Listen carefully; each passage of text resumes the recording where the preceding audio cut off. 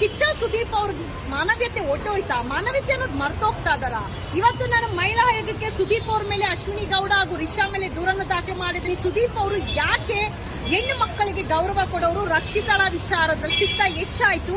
And Ashwini Gowda ಅಲ್ಲಿ big boss ಅಲ್ಲಿ ಇರುವಂತವ್ರು ಎಲ್ಲರ ಮೇಲೇನು ಎಲ್ಲರ ಯೋಗ್ಯತೆ ಪ್ರಶ್ನೆ ಮಾಡುವಂತದ್ದು. ಯಾರು ಅವಳಿಗೆ ಏ ಅಂತ ಮಾತಾಡಬಾರ್ದು, ಅವಳು ಮಾತ್ರ ಎಲ್ಲಾರನು ಏನೋಲೆ ಏನೇಲೆ ಅಂತ ಹೇಳಿ ಮಾತಾಡಿಸಬಹುದು.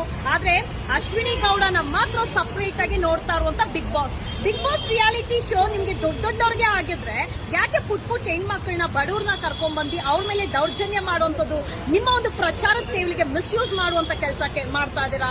ಏನಾದ್ರೂ ಗಿಲ್ಲಿ ಆಗ್ಲಿ ರಕ್ಷಿತ ಆಗ್ಲಿ ಕೇಳಿದ್ರ ನಮ್ನ ಬಿಗ್ ಬಾಸ್ ಕರ್ಕೊಳ್ರಿ ಅಂತ ಹೇಳಿ. ಅಂಡ್ ಮತ್ತೊಂದು, ನಮ್ಮ ಸಮಾಜದಲ್ಲಿ ಹೆಣ್ಮಕ್ಳಿಗೆ ಏನಾದ್ರೂ ದೌರ್ಜನ್ಯ ಆಯ್ತಂದ್ರೆ ಮಾತ್ರ ಮಹಿಳಾ ಆಯೋಗಕ್ಕೆ ಬರ್ತೀರಿ. ಯಾಕೆ ಒಂದು ಹೆಣ್ಣು ಮಗುವಿಂದ ಒಂದು ಗಂಡು ಮಗು ಮೇಲೆ ದೌರ್ಜನ್ಯ ಆದಾಗ ಯಾಕೆ ಮಹಿಳಾ ಆಯೋಗ ಇರೋದಿಲ್ವಾ? ಖಂಡಿತವಾಗ್ಲೂ ಇರುತ್ತೆ. ಗಿಲ್ಲಿ ಬಟ್ಟೆ ಎಸ್ತಿದ ತಕ್ಷಣ ಒಂದು ದೂರು ದಾಖಲಾಗುತ್ತೆ. ಗಿಲ್ಲಿ ಮೇಲೆ ಅಲ್ಲೇ ಆದ್ರೆ ಒಂದು ಮಹಿಳೆಯಿಂದ ದೌರ್ಜನ್ಯ ಆಗಿದೆ ಅಲ್ವಾ, ಯಾಕಾದ್ರೂ ದೂರು ದಾಖಲಾಗಬಾರ್ದು?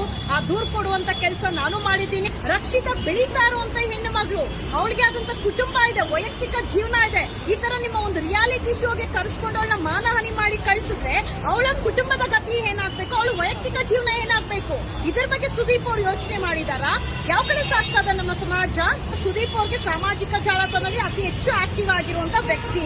ಏನ್ ನಡೆಯುತ್ತೆ ಎಲ್ಲ ಗೊತ್ತಿದೆ. ಎಸ್ ಕ್ಯಾಟಗರಿ ನಿಮ್ ಕಿವಿಗೆ ಬಿದ್ದಿಲ್ಲ ಅಂತಲ್ಲ, ಖಂಡಿತವಾಗ್ಲೂ ಬಿದ್ದಿದೆ.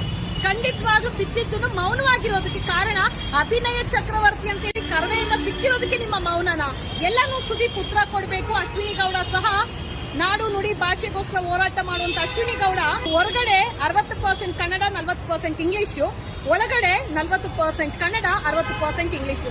ಸೊ ಸಮಾಜನ ಯಾವ ಕಡೆ ತಗೊಂಡೋಗ್ತಾ ಇದಾರೆ ನಾವೆಲ್ಲರೂ ಗಮನಿಸಬೇಕು. ಯಾವ ಹೆಣ್ಣು ಮಕ್ಕಳ ಮೇಲೇನು ಈ ರೀತಿಯಾದಂತಹ ದೌರ್ಜನ್ಯ ಗಂಡು ಮಕ್ಕಳಾಗ್ಲಿ ಹೆಣ್ಣು ಮಕ್ಕಳಾಗ್ಲಿ ಮಾಡಬಾರ್ದು.